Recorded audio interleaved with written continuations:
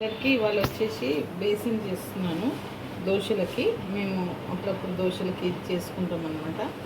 అది తయారు చేసే విధానము చూడండి. ఒక 2 పావుల నూనె పోసుకుంటున్నాను.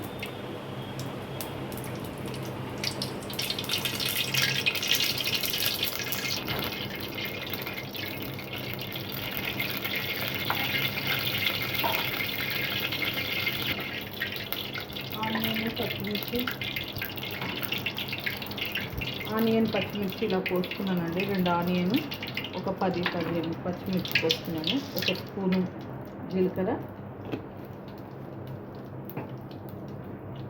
1/2 స్పూన్ ఆవాలు తీసుకొని వేగాయండి. ఇప్పుడు ఆనియన్ పచ్చిమిర్చి వేస్తున్నాను.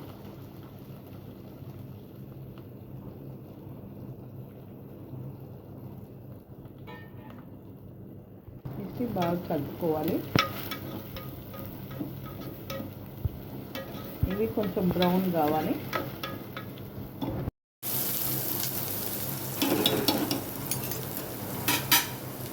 ఇవి కొంచెం బ్రౌన్ వేయండి.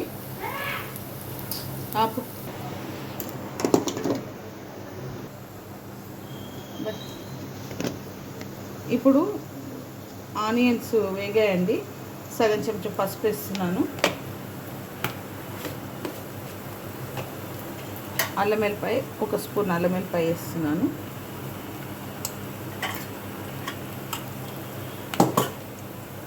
సాల్ట్ వచ్చేసి 2 స్పూన్ల సాల్ట్ వేస్తున్నాను.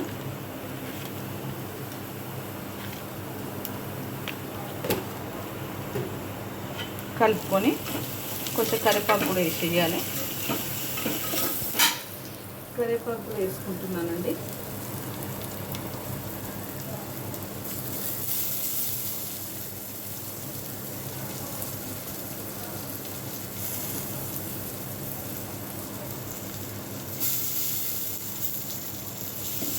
కరివేపాకు వేసుకొని కలుపుకోవాలి.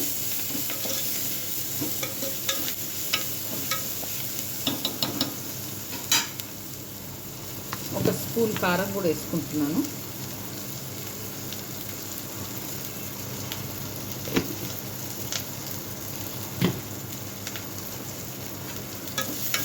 వేసుకొని ఇది కూడా కలుపుకోవాలి. ఇప్పుడు దీంట్లో 1 గ్లాస్ పాలు పోయాలండి.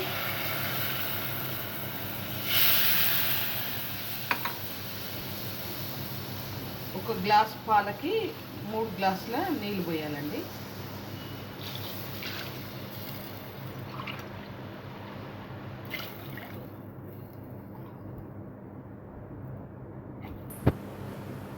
ఇప్పుడు ఇది మసులుతుందండి వాటరు.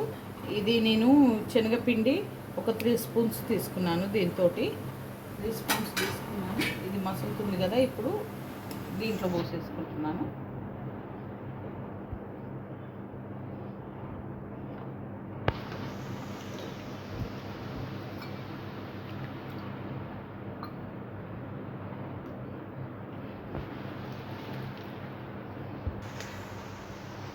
ఇప్పుడు 1 స్పూన్ ధనియాల పొడి వేస్తున్నానండి. నిండుగా తీసుకున్నాను ధనియాల పొడి. 1 స్పూన్ ధనియాల పొడి, 1 స్పూన్ గరం మసాలా,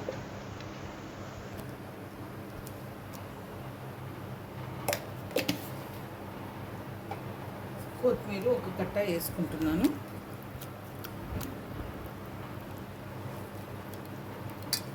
ఇవన్నీ వేసి సిమ్లో పెట్టుకొని ఉడకనివ్వాలి. ఇది బేసను చాలా టేస్టీగా ఉంటుంది. దోశలకు కానీ, రోటీలకు కానీ, రైస్లోకి కానీ చాలా బాగుంటుంది.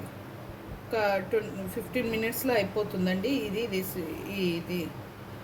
ఈ కర్రీ.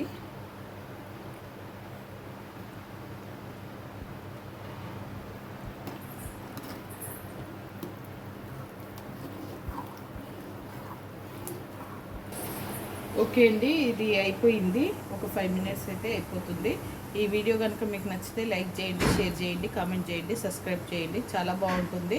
మీరు కూడా ట్రై చేయండి. పూరీకి, చపాతీకి, రైస్కి అన్నిటికీ బాగుంటుంది. దోశకి ఇంకా బాగుంటుంది.